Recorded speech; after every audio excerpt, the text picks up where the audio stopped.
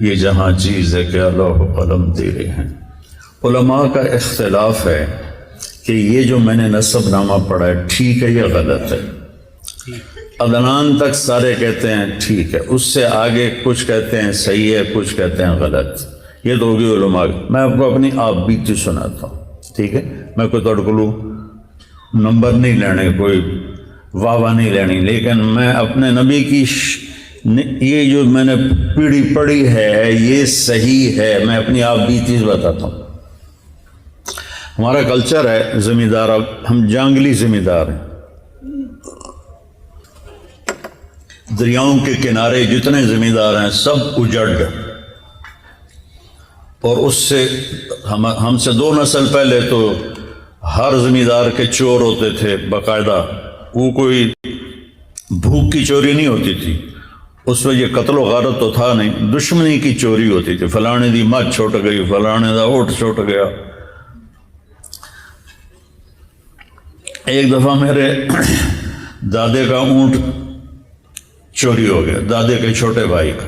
میرے دادے نے کھوجی کو لیا، پیدل سڑکیں تلمبا سے چلتے ہوئے چوٹی لغاریاں تک پہنچے اس کھرے کو لے کر، کہ چوری نہ ملنا زمیندار کے لیے موت ہوتی تھی۔ وہاں پہنچے تو وہ اونٹ کھڑا ہوا تھا، تو اس سے کہنے لگے بھائی سردار صاحب ہے اونٹ میرا، کہ ہاں ہے تو پتہ نہیں تیرا ہے کہ نہیں ہے چوری دا، پر میں کدی چوری ہٹائی نہیں ہے پتر ساستے تم جا جدو آیا۔ وہ اتنا دیدہ دلیر ہوتا، ہاں چوری دا، پر میں کدی چوری واپس نہیں کی تھی۔ وہ تو پولیس کا وہاں کچھ تھا ہی نہیں۔ تھوڑی دیر کے بعد کہتا کتوں آئے ہو؟ میرے دادے نے کہا تلمبیو، کہ میاں گانے نو جاننا ہے۔ نام ان کا غلام محمد تھا۔ گانا کہتے ہیں وہ زیور کو دیہاتی زیور بناتے تھے، اور تو گانا اس کو کہتے ہیں۔ میاں گانے نو جاننا ہے؟ میرے دادا کا میرا ابا ہے، تیرا پیو ہے؟ کہ ہاں۔ تو کہنے کا اٹھی، اس کو اٹھ کر جفا پایا، کہنے لگا ہوں اپنا بھی لے جا تے ایک میری طرف تحفہ بھی لے جا۔ اس نے کہا یہ کی چکر ہے؟ اس نے کہا میں ایک باری تلمبے ہوں تو پولیس میں نپ لیا، تو میں اتنے پوچھا بھائی تھانے کہیں دی چل دی؟ انہوں نے کہا تھانے میاں گانے دی چل دی۔ اس ایک سپاہی نو کو 2-4 روپیے دیتے تے کہ جا میاں گانے نو آ کے ایک پردیسی تیرے نال گل کرو۔ اس ویلے دی سواریاں گھوڑے، میرا پردادا گھوڑے تے چڑھیا تے تھانے پہنچ گیا، تو انہوں وہ بلوچ سردار آندہ میں چور تا ہاں تیرے علاقے دا نہیں، باہر اللہ اتھے پھدی گیا میں چھڑوا دے۔ تو میاں گانے آکھیا تھانے دار نے چھڑ دے، اس نے چھڑ دیتا، کہ تیرے پیو دا احسان ہے کہ لئی بنا، اے اپنا اٹھ بھی لے جا تے میری طرف بھی ایک لے جا۔ تو یہ ایک ثقافت تھی۔ اسی طرح ایک ثقافت تھی مراسی۔ ہمارے جدی پشتی مراسی ہوتے، اب بھی ہیں، آتے ہیں، میں ان کی بہت خدمت کرتا ہوں۔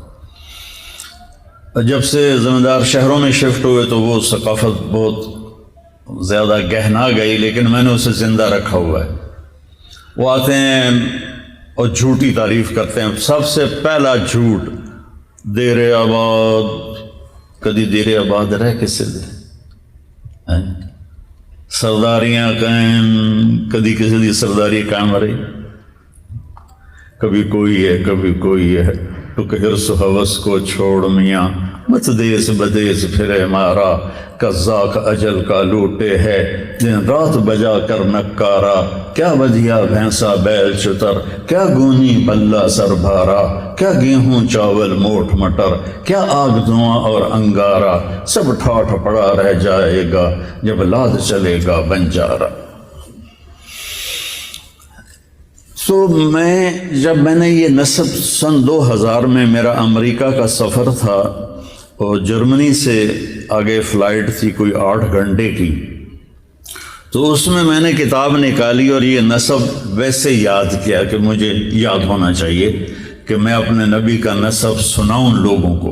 اس وقت یہ ذہن تھا۔ آپ کو سلام پیش کرنا چاہتا ہوں۔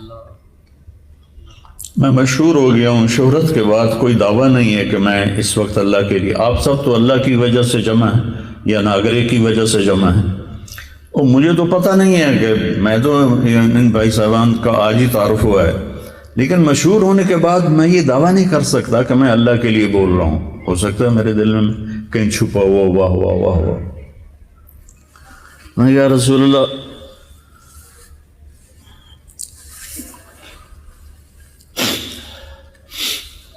میں چاہتا ہوں آپ مجھے اپنا مراسی بنا لیں، مجھے صدیق، میرے جو آتے ہیں مراسی ان میں ایک صدیق ہے۔ اب یہ میرے اور اللہ کے درمیان بات تھی، اب میں آپ کو بتا رہا ہوں، یا ایک آدھ دفعہ بیان میں پہلے بھی کہی۔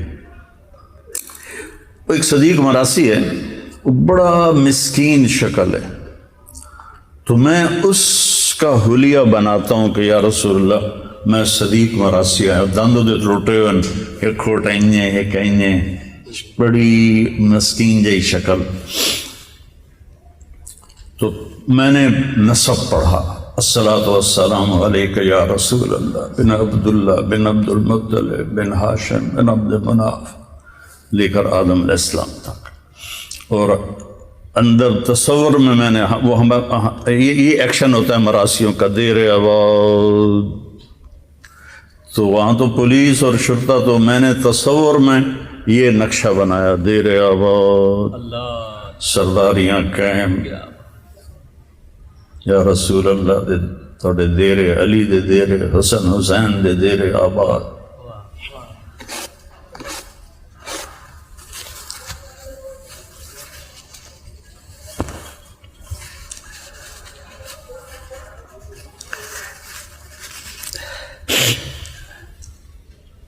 تین چار سال پہلے میں ہارون آباد گیا، وہاں میرا بیان تھا، تو مغرب کی نماز کے انتظار میں بیٹھے ہوئے تھے، نماز کے بعد بیان تھا۔ ایک شخص میرے پاس آیا، کہا جی میرا نام حیدر شاہ ہے۔ میں نے کہا آپ سید ہیں؟ کہا جی۔ کہا میں نے چند دن پہلے خواب دیکھا ہے کہ ایک بہت بڑا مجمع ہے اور لوگ جمع ہیں، میں ان سے پوچھتا ہوں یہ مجمع کیسا ہے؟ تو وہ لوگ کہتے ہیں کہ یہاں امام حسین علیہ السلام موجود ہیں اور لوگ ان کو مل رہے ہیں۔ تو کہا میں مجمع کو چیرتا ہوا وہاں جاتا ہوں اور میں کہتا ہوں السلام علیکم یا امام، تو آپ سلام کا جواب دے کر فرماتے ہیں کہ طارق جمیل سے کہو ہم نے تمہیں اپنا صدیق مراسی بنا لیا۔ آئیو اللہ کے رسول کے مراسی بن جاؤ، لوگوں میں نہ وفا ہے نہ پاؤ گے، وفا تم نہ دیکھو گے ہرگز کسی میں، زمانہ وہ ایسا عجیب آ رہا ہے۔ اللہ کے نبی کی غلامی سیکھ لو، پھر چاہے حکومت کرو، سیاست کرو، زراعت کرو، تجارت کرو، نوکری کرو، ریڑھی لگاؤ یا جہاز اڑاؤ، اگر غلامی رسول ہے اور آپ قیامت کے دن یہ ثابت کرنے میں کامیاب ہو گئے کہ یا رسول اللہ میں آپ کے در کا غلام رہا ہوں، تو پھر کامیابی قدم چومے گی، اللہ محبت سے بلائے گا، محبوب اپنے ہاتھوں سے جام کوثر پلائے گا۔ یعنی جو جھمیلوں میں مر گئے، یہ پروجیکٹ بن گیا ہے، یہ بن رہا ہے، یہ پروسیس میں ہے، اگر انہی چکروں میں رہے، اس کو گرانا اس کو گرانا، اس کی ٹانگ کھینچ اس کی ٹانگ کھینچ، حرام کمانا حلال کمانا، جھوٹ سے کمانا، دھوکے سے کمانا، فراڈ سے کمانا، رشوت دے کے اپنے نظام چلانا، جو اس وقت میرے بازار میں ہو رہا ہے، اس طرح موت آ گئی تو بڑے خطرے کی بات۔ موت تو آنی ہے۔ ناگرہ صاحب کا نام کیا ہے؟ ظفر اقبال۔ ظفر صاحب کی والدہ فوت ہوئیں، بڑی عمر میں فوت ہوئی ہوں گی، ماشاءاللہ کافی عمر کے ہیں، میرے نبی کی عمر صرف 6 سال تھی جب ان کی والدہ کا انتقال، اور میں نے دنیا کو 2 دفعہ ایسے دیکھا، ایسے 2 دفعہ یہ پوری دنیا میں ایسے گھوما ہوں تبلیغ کے سلسلے میں۔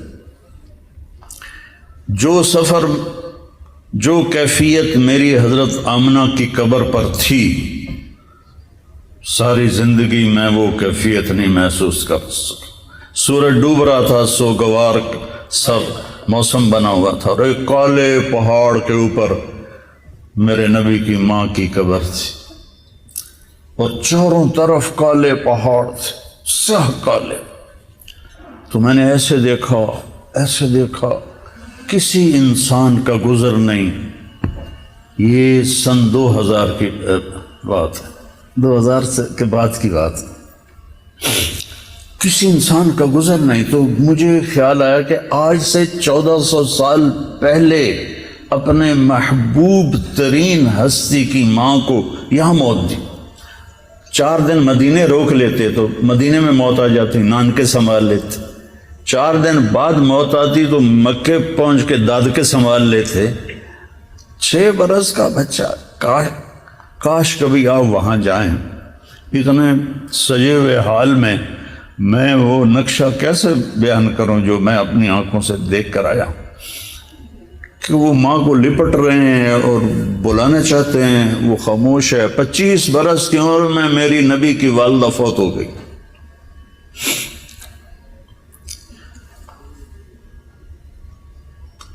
حضرت ام ایمن باندی ساتھ تھی، انہوں نے پتھر جوڑ کے یوں کر کے ان کو کور کر دیا، ان کی ڈیڈ باڈی کو، اور پہاڑ سے اترے نیچے۔ کوئی 50-60 فٹ کا پہاڑ ہے وہ جس پر ہم چڑھے تھے۔ جب وہ پہاڑ سے نیچے اترے تو اپنی ام ایمن آپ کے باپ کی باندی تھیں، اور انہوں نے آپ کو دودھ پلایا ہے۔ حضرت حلیمہ سعدیہ نے کے ساتھ 7 والدہ حلیمہ سعدیہ کے علاوہ 6 عورتوں نے آپ کو دودھ پلایا ہے۔ 8 عورتوں کا آپ نے دودھ پیا ہے، اس میں ام ایمن بھی ہیں۔ تو وہ ان کو لے کے نیچے اتری، اونٹنی نیچے ہے، تو بیٹھنے لگی تو ہاتھ چھڑایا، بھاگے اور پہاڑ پہ چڑھ گئے۔ وہ معصوم بچے جلدی سے چڑھ گئے۔ یہ ذرا سیانی عمر کی تھیں، یہ پیچھے چڑھیں تو دیکھا قبر کو لپٹے ہوئے ایسے پڑے تھے، ایسے پتھروں کو سینے سے لگایا ہوا تھا، اور رو رہے تھے اور کہہ رہے تھے، ماں جی آپ کے سوا تو میرا کوئی نہ تھا، مجھے چھوڑ کے آپ کہاں چلی گئی۔ اس خوفناک ویرانے میں اللہ نے اپنے حبیب کی ماں کو اٹھایا، اور پھر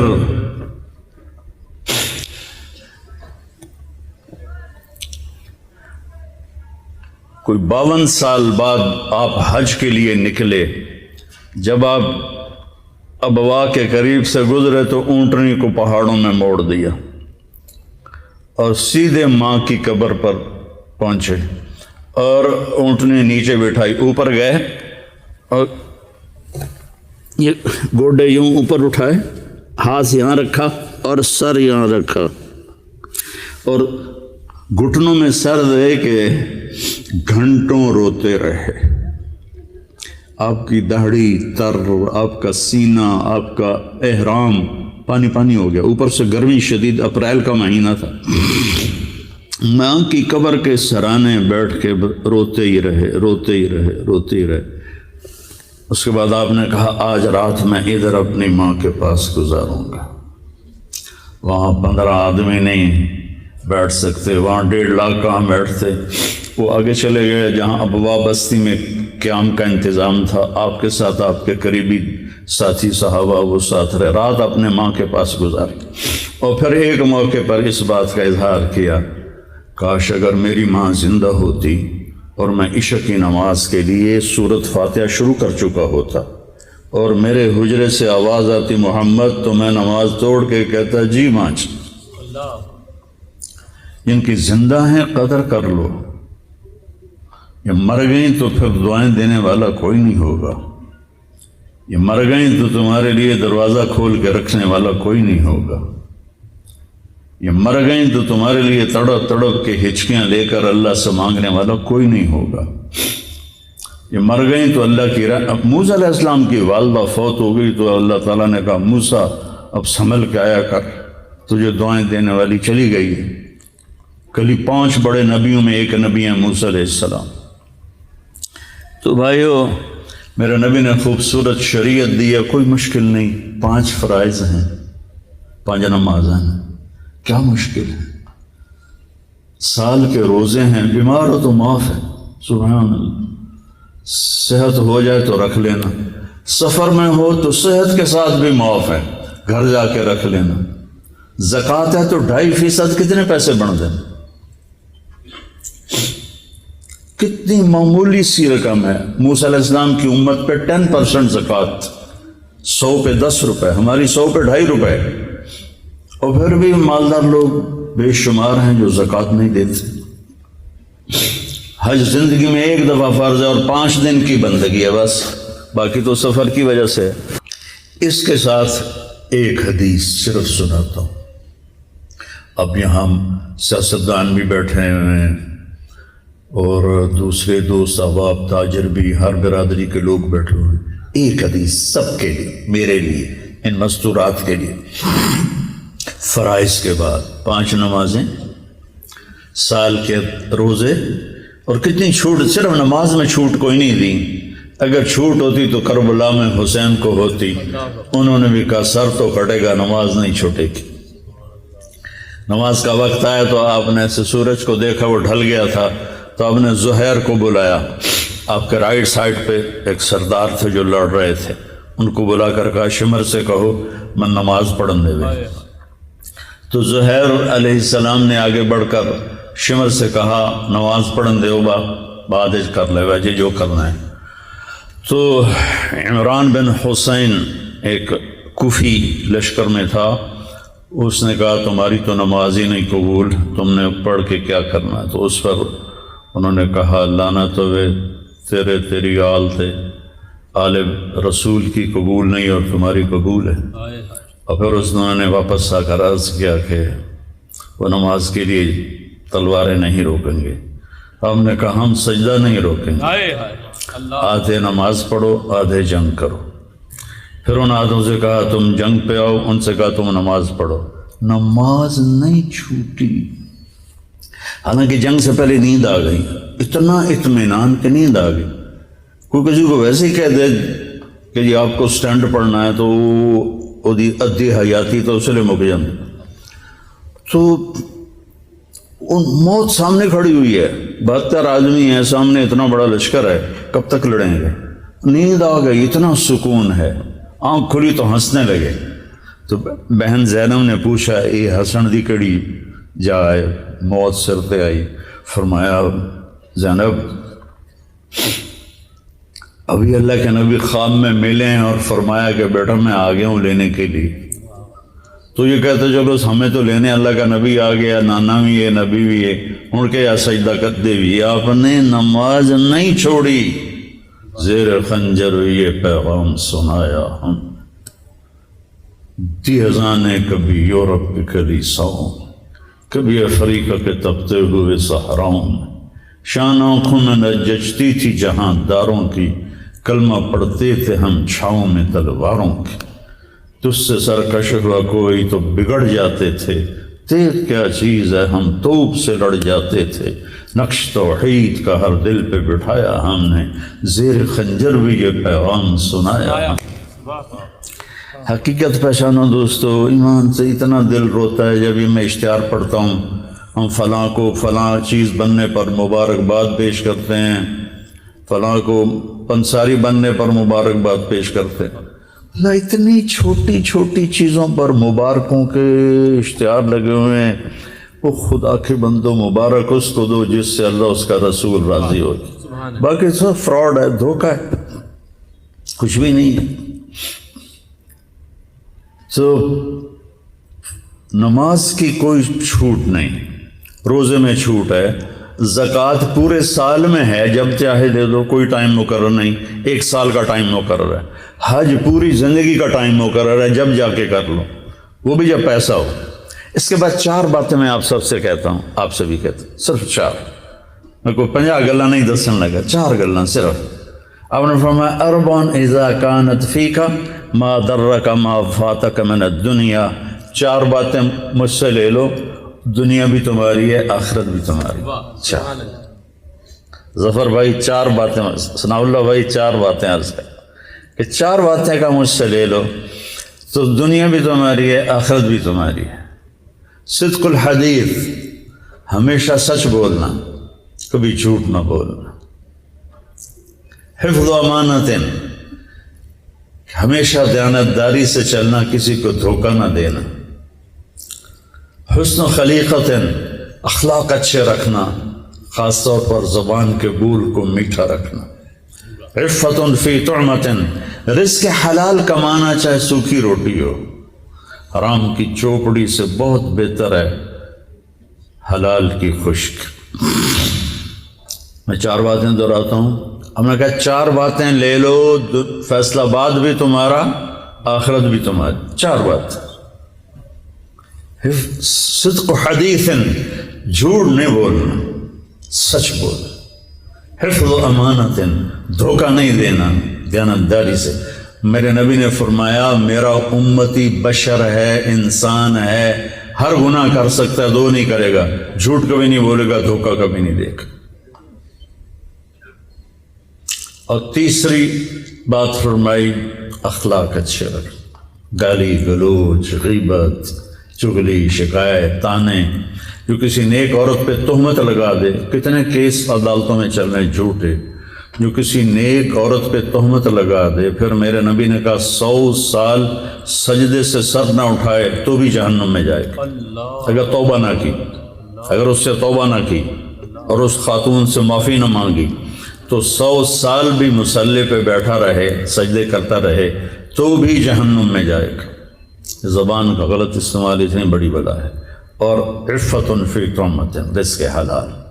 تو سارے بھائی اس کی نیت کرتے ہیں، اور یہ تبلیغ کا کام ایک بہت خوبصورت محنت ہے، کبھی اللہ موقع دیتے اس میں تھوڑا تھوڑا وقت لگایا کریں۔ آپ آپس میں مختلف لوگ بیٹھے ہوئے ہیں تو غصے میں آ جانا فطری چیز ہے، لیکن قطع تعلق کر لینا غیر فطری چیز۔ آپس میں قطع تعلق نہ کریں کسی وجہ سے بھی، قطع۔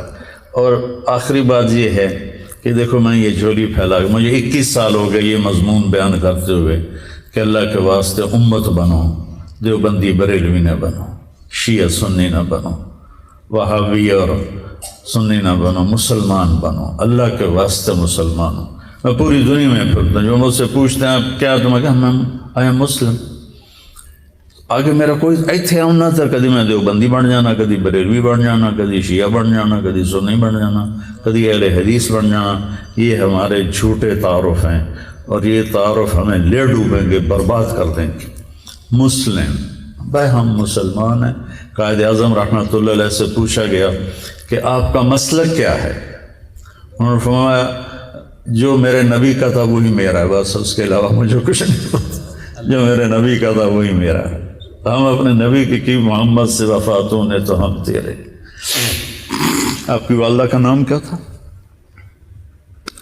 ان کی والدہ کا نام کیا تھا؟ لطیفہ۔ ایک دفعہ سورۃ فاتحہ، 3 دفعہ سورہ اخلاص پڑھیں لطیفہ بی بی کے لیے، پھر دعا کرتے ہیں۔